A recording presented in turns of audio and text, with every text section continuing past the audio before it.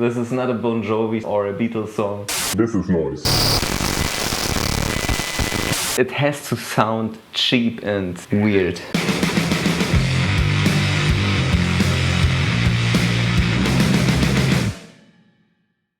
Hey everybody, it's Kenneth again. This is part 2 of my how I record a shoegaze song at home. Last week I was changing the strings, preparing my pedal board and recording the bass. If you haven't seen this video, I will put it here in the info bar and also in the description below. There you will find part 1. Today we will record all the guitars and we will send every single track, also the drums and the bass, through my Tascam 4-track player, just to see how it sounds, if we get a little lo-fi feeling out of the song, and also if we can add a little more life and warmth to the whole track. After that I will re-record everything that I recorded to the cassette back to my DAW Ableton Live. Of course, the song will also have some vocals. I will make another video about this just on Patreon. But this is the main shoegaze song without the vocals. Let's dive right in. So, we're back with guitars. First I have to say I am a big fan of Scott Cortes, and he once told me on his album Pink Shiny Ultra Blast, some of you guys may know it, he very rarely used an amp. He just played right into his 4-track cassette recorder to record his noisy guitars, and it makes sense because, let me show you something. This is how my guitar sounds directly into the DAW with the Devi sodomizer on. Nice.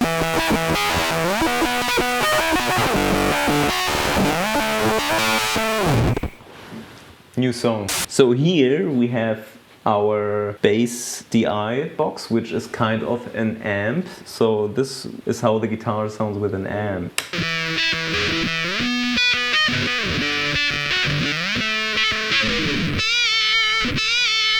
And what Scott Cortes is doing most of the time in this, on his album Pink Shiny Ultra Blast is he is layering several single notes, something like this.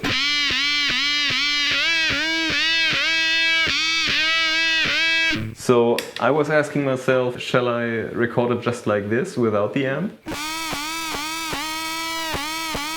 Would be pretty cool, actually. So right into the DAW it doesn't sound that good. So I think I will record it as naked as it is, and I will send it through the Tascam in the end.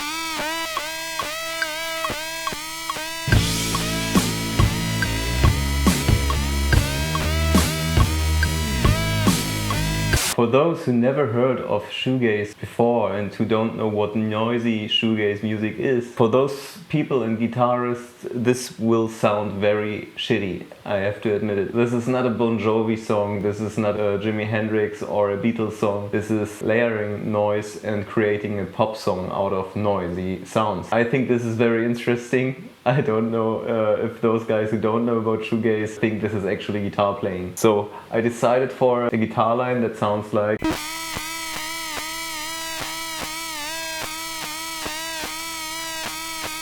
So there is a rhythm in it, there is a concept in this strumming, even if it's just one note. To recreate it with a kind of beatbox melody, it's like...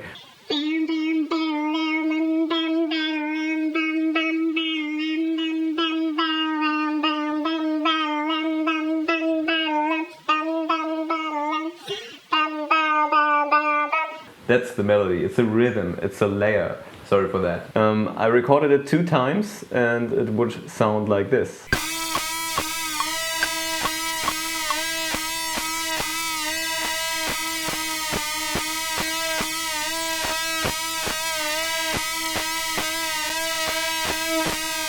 As you can hear, sometimes there is a crackling noise in the noise. This happens sometimes. You have to turn off warp then, because warp means it changes the track digitally to make it fit to the BPM. We want the original recording that we actually recorded without any digital change.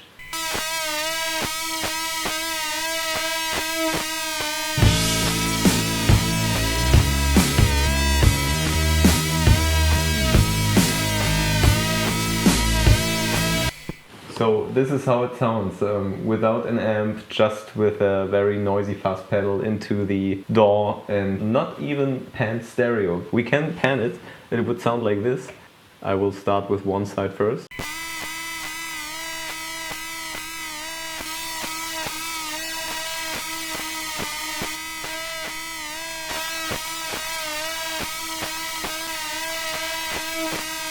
This is exactly the sound that I want. Here on my guitar there are several pickup switches that can turn on and off these pickups in very different ways. I don't know exactly what's happening here right now, to be honest. I just know that this switch turns on the fatter frequencies and this one cuts off the fatness, while this switch here gives you the higher frequencies and the fatness. And those here are a mixture out of mids and highs, something like that. When you choose different settings for the fuzz pedal, you will get different sounds, and also when you turn down the volume knob or the tone knob of your guitar. I show you what I mean, because I want to layer more of these noisy notes that we just heard, just with different textures. Alright, I will open this new guitar track here, and I will start with the left side and show you how this sounds. We need the two. I just use the switches here and you see.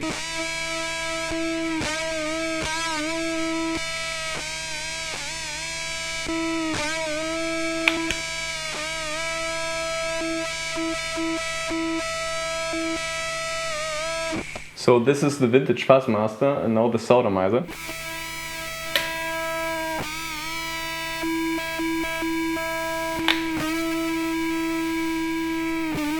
So it gives you different textures, you can hear this. Now I will choose something that is similar to the first one. It has to be harsh, it has to be kind of noisy and crazy. I also have another pedal here. This is noise. You have to turn off this pedal to make it quiet.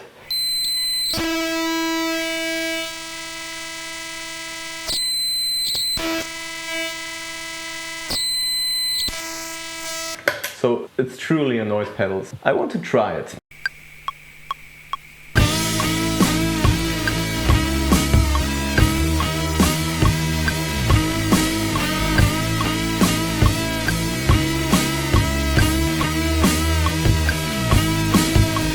Okay, left side. So I will pan this to left, what I just recorded, and now I pan this to the right.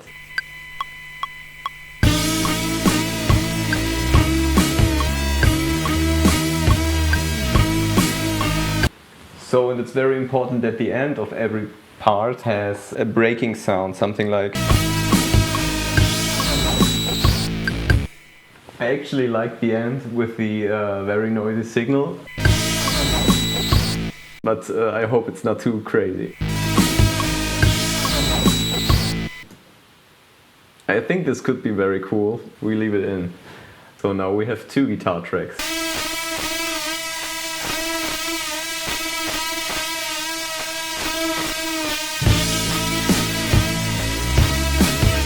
I love it. It's like an army of hornets and bees and wasps. I really like it.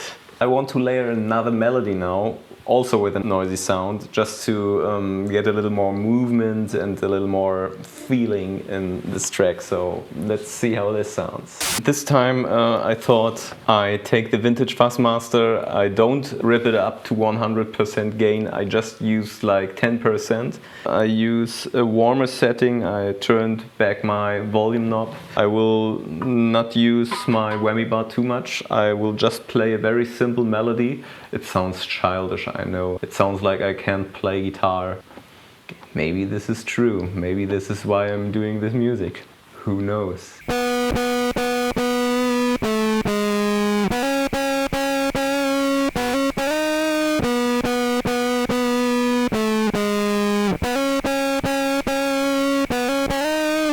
This is the melody. I don't want to use too much. We are not Iron Maiden. It has to sound cheap and weird. So let's do it again.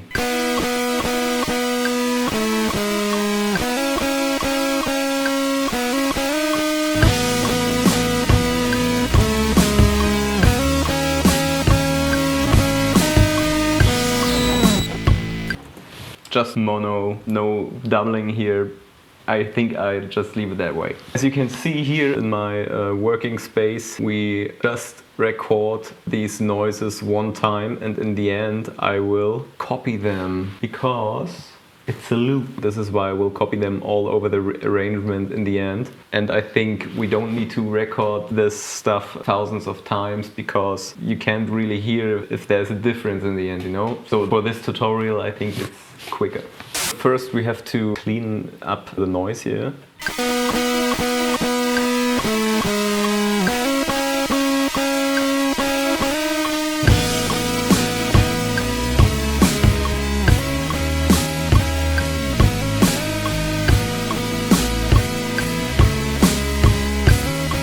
This guitar a little bit to the right side so that it's not too centered.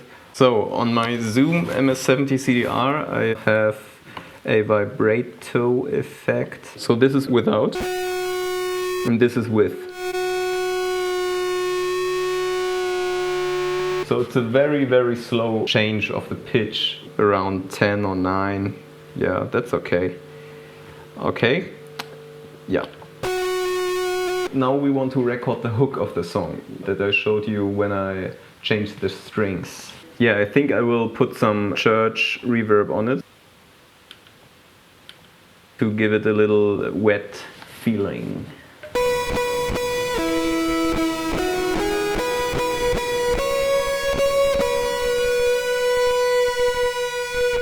I think we can use a little more vibration here. More extreme. Cool. I will still use my waveformer destroyer. We already heard the filter with the noise, but now it's just the boost and the blast.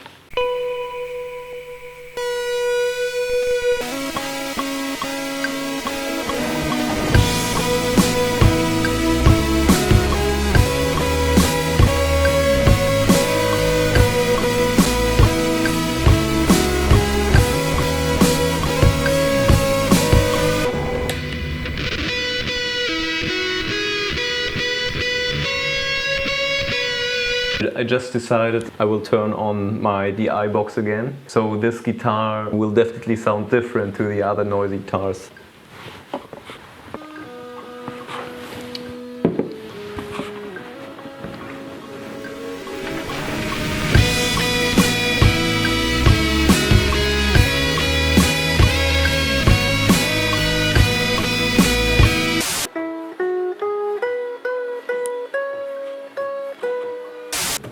I think that sounded cool. I will copy this to the main part here, to the chorus. I liked the end, but it was a bit too guitarist-like. I would like to have it a little cheaper.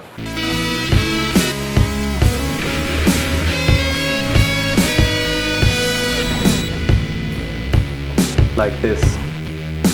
So I will just put it here to the end.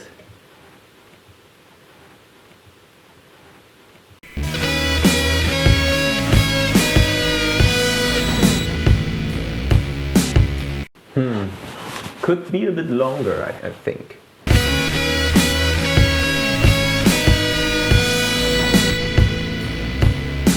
Something like this. Let's fade it out.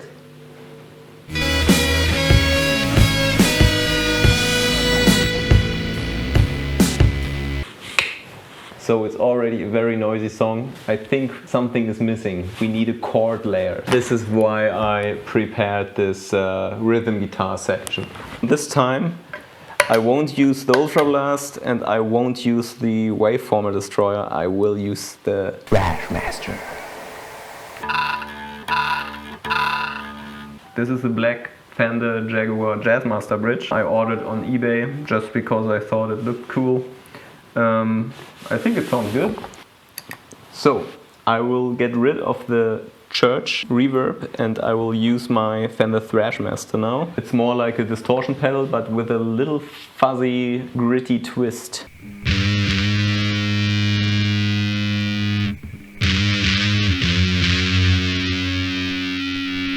I think I will try this sound now. And I will just play a simple chord change like this.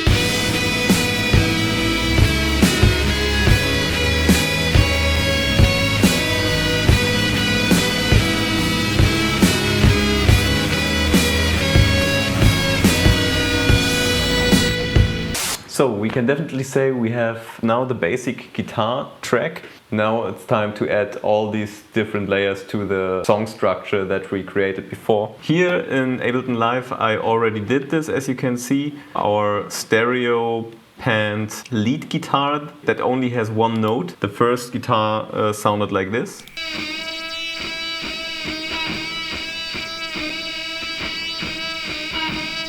To make it more clear, I just panned the first side to left, the other side to the right. The second layer is this one.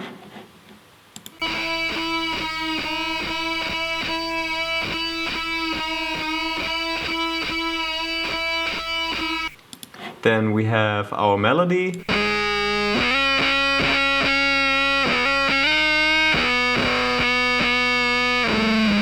Then we have our lead guitar.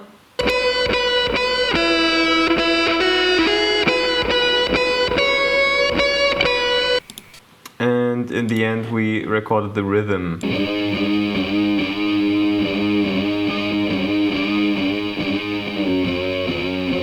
So, and all together, let me explain one thing first. I just make this smaller here. I wanted to start with the first lead note and the first melody note, just on their own. So it sounded like this.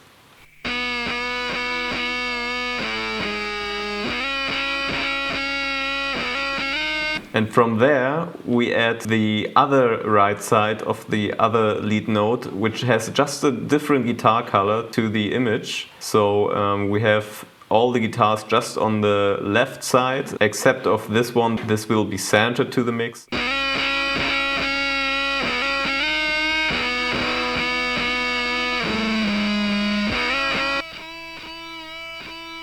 So you can hear it added up to the other guitar.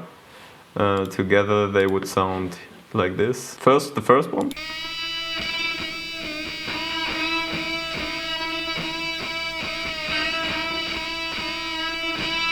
Then we add all them together. I will take out the drums here, as I said. Then it would sound like this.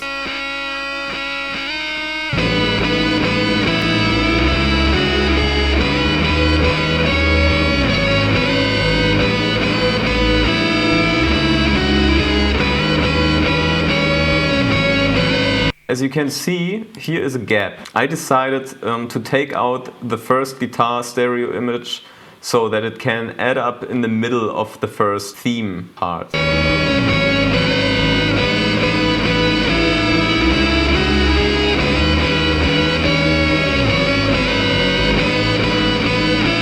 So this sounds already pretty emo, pretty depressive.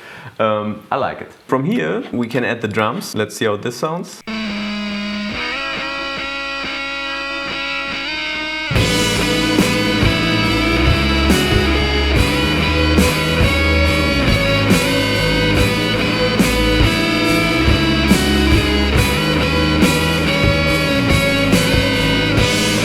That's cool. So let's see how it sounds here in the gap.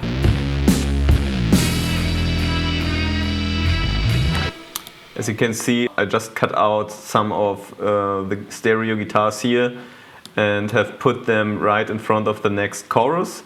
But as soon as the chorus begins, they disappear again, but they appear in the middle of the chorus again.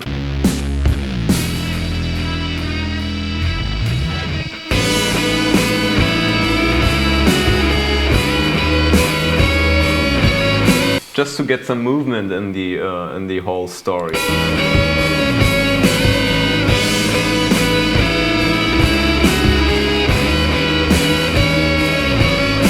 So here they come to the mix again, just to give a little more story to the whole thing, as I said. And when you listen to it closely, it's just like, I don't know, these sharp sounding guitars are scratching on your ears. It's like you try to get into a room like a zombie, something like that. You can imagine whatever you like. So yeah, I found it very interesting how the rhythm guitar sounds together with the bass. I will solo them.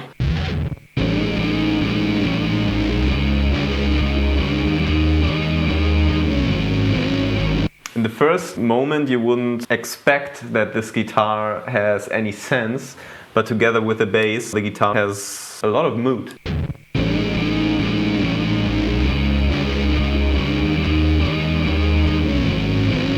And this is what I said. Many people may think when they're listening to shoegaze for the first time, this is no actual guitar playing. No, it's layering sounds. It's layering noisy sounds and effects that are interesting for our ears, just to give a, let's say, indie rock, alternative rock song a new feeling, something that we didn't listened to before. And this is what is so interesting about the music, I think. And every effect pedal, every setting that you have is unique. You will never get out the same thing as another one, at least if you don't try to copy something. We are also inspired by the Astro Bright song here, but we don't try to be Astro Bright. We want to take the ideas of layering and see what we can create with it. This video will just be about the backings, but in the end I will add vocals to the song. This is only for my patrons, but if you're interested in that, just go to Patreon and check it out. It will be there probably during the next 2 weeks, and then I will definitely release the song for you guys. Now comes the interesting part. I'm really excited about this because I never tried it before, so I can't really tell you if it will work, but there are many ways how we can give this song a more lo-fi feeling with cassette tape. So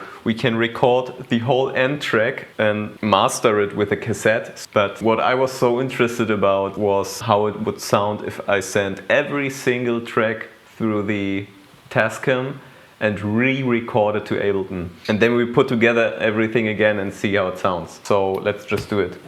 I have copied all my tracks to new audio tracks here in Ableton Live. We will start with recording kick and snare on the tascam. We record them on this audio track, then we will start mixing them from there again. The same goes for the cymbals. We will separately send the cymbals through the tascam. Same for bass. When it comes to the guitars, we have to record the left side and the right side to the tascam. What I'm curious about is what we do with the cymbals, because this is a stereo track and we can only record mono. Every cassette has 4 tracks on that you can record. For mono recordings, like our bass, like our kick and snare, also like the lead guitar, for them it's totally enough to record only on 1 track. For the stereo stuff, I will record the left side here and the right side here, then I will pan it and then I will send it out to 1 track again. The output goes right into my interface. I have 2 inputs, 1 and 2,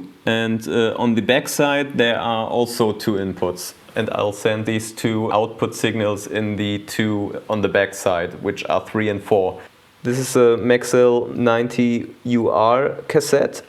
Here you can read "great for everyday recording." I saw also that people like Amulets and Heinbach are using these. I think these are kind of the standard cassettes that you use to record on. First of all, we have to see how intense the signal is. What's coming out of our interface has to go into the tascam. I have also 2 output options on the backside of my interface. I'm using this aux cable to connect it on the backside, and I add an adapter to it so I can put this thing here into the mic input, into the line input. It's a mono input. It will not record in stereo in the end, but I think this should work.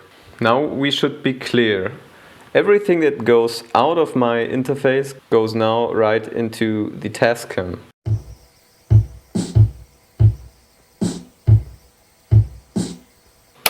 So first we have to rewind everything. Okay, now here in Ableton Live we have to hit the record button, choose our line in. Our tascam is 3 and 4. Then we just record here and hit the play button.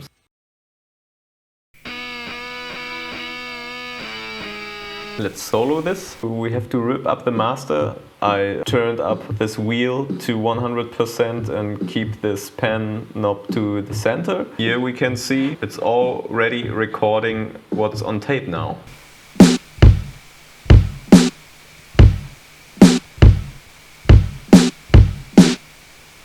Very important is the input level that we just set up to record the drums in the first place. We have to put this input level completely to 0, because otherwise it re-records the drums that we just recorded in our DAW. The sound of our DAW goes into the tascam and it would mix with the signal that we just hear from the cassette. Always put down the level to 0 or just unplug the stereo cable.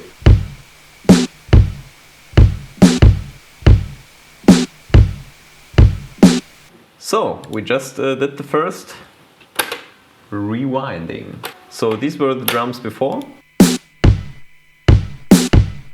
compared to our tascam drums.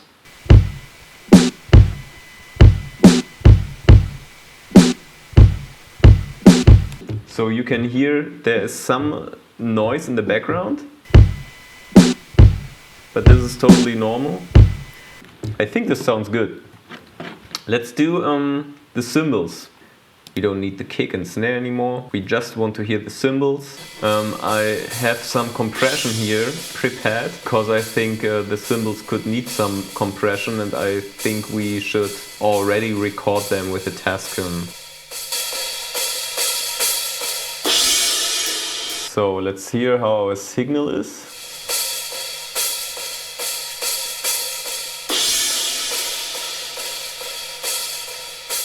It's okay. Something like 6 and 7. And here it's very important now to turn the pan not just to the left side, because we just want to record the left side.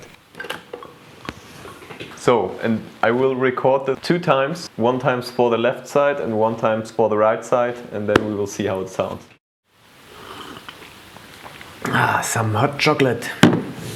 Let me show you the right side of the cymbals. This is what we recorded.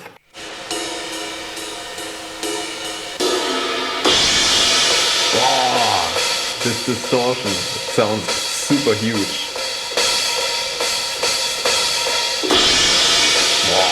Wow. We will pan it to the left. So this is the left side. There's a problem. We have a stereo jack cable here in our mono mic line input. When I turn this to the right side now, it will play in Ableton Live the right side. But the problem is that our input thinks we have a mono cable in it, and this is this little ring. The stereo ring for the right side is here. It won't get this. So we have to make our right side here in Ableton Live mono first. That the ring at the top of our stereo cable gets the right side of the cymbal recording. I think my quickest solution for this is to bounce the whole track to mono. Just the cymbals, converting it in mono, and yeah, we'll just do this.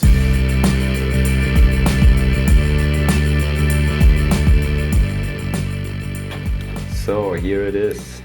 Happy birthday. Right cymbals. And there they are. The right side before.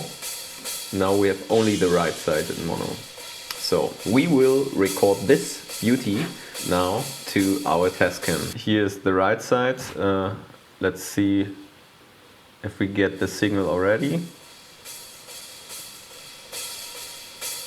Yeah, this is better. So we want to have a little more gain here. Let's hit the record button. Rewind. And recording on the second track. 1, 2, 3, record. I recorded the right side of the cymbals now here and the left side here, panned it to left and right and hit record at the exact same time. This should be now in time and we should have a stereo image of the cymbals. I will record this now. Yeah, the final stereo image of the cymbals sounds now like this.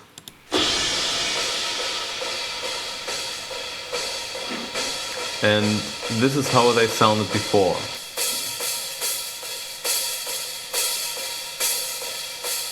And this is the tascam. Much warmer, isn't it? There's also a little bit wobbliness in the signal, but this is exactly what we want. We want this almost oldish, trashy, lost sound. I think it worked. This was the drum sound before the tascam.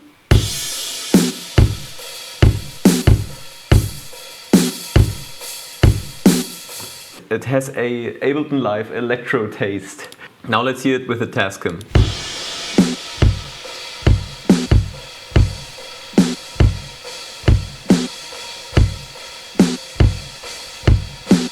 The signal before was perfect, it was super clean. And now we have warmth. Everything we just heard is coming from a real tape.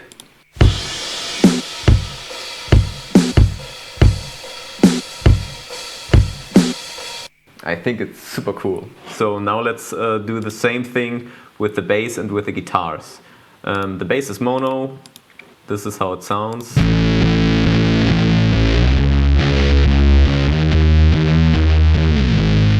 Also here I chose a signal that is a little bit hitting to the +6, but not too much. Let's do this again. The tape is rewinded. The level is correct, everything is centered. Let's record this stuff. So, this takes time now. I won't bore you, I will do this exactly like I just showed you with all the guitars that I recorded.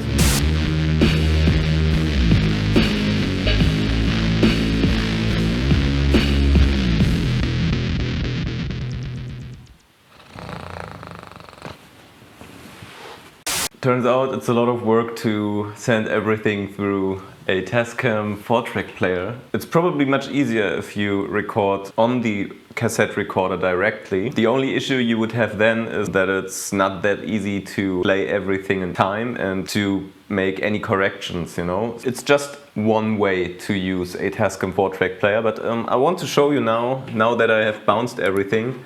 There has also been another issue. All the gray tracks are my tracks that I recorded from the tascam. These are now all audio tracks. As you can see, I cut out all the spaces where was no signal. Not everything was perfectly in time. Although something started right on the 1, for example here at position 9. I didn't play everything perfectly on time, as I said. Here you can see the kick was perfectly on the 1. But here, the kick was slightly played later, and this is because the tape is not replaying the song exactly in time like you recorded it. Because sometimes the speed the tape is playing is switching while you play it. The tape is stucking a bit, or that just the mechanics are a little slower. Actually, the guitar track had to end here.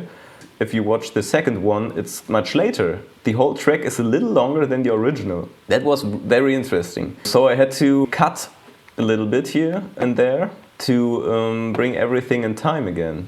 So the track in the end is much more unperfect than it was before. These colorful tracks here are the original recorded ones. Let me show you how they were sounding. I recorded the guitars with some reverb on it, so I recorded them into the tascam player like this.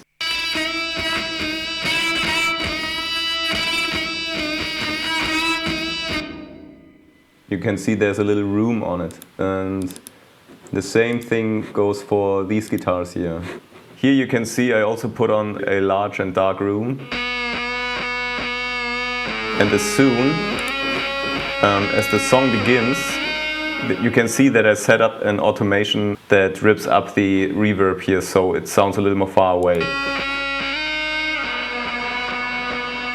So only for the intro it shall sound dry, and then it's getting a little wetter. And I wanted to record it like this, so I made an automation that the tascam records this. Here's just some compression on it. So I recorded everything just like it's here, with a little EQ, some compression. It was pretty random. So it sounds like this. Without the tascam it sounds like this.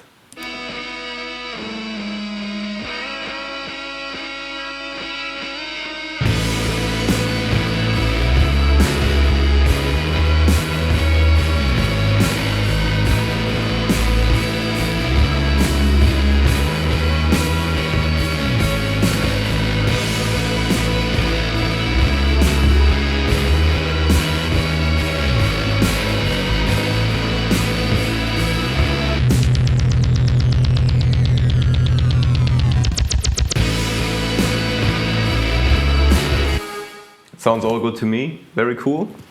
This is how it sounds with the tascam.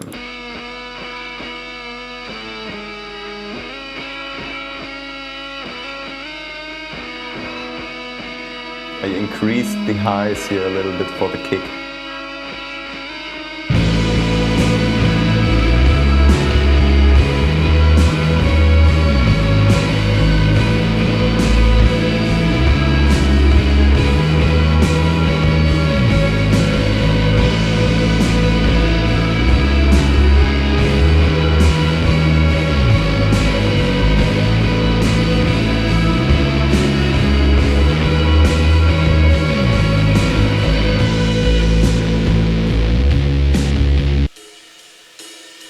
Can you hear the grain on the cymbals? It's like dust. Everything sounds dusty. And yeah, here's the EQ for the rhythm guitar. Let's see how this sounds. It was really muddy in the end. So I had to increase the highs, take out the lows. In the end, when you record the tracks through a cassette player, you have to EQ everything in the end and balance out the lows and increase the highs, because the magnitude makes everything thicker and the frequency range goes to 16,000 Hertz. My EQ here, for example, goes to 22,000. So this whole area here is missing now on the tascam. Yeah, this is actually everything.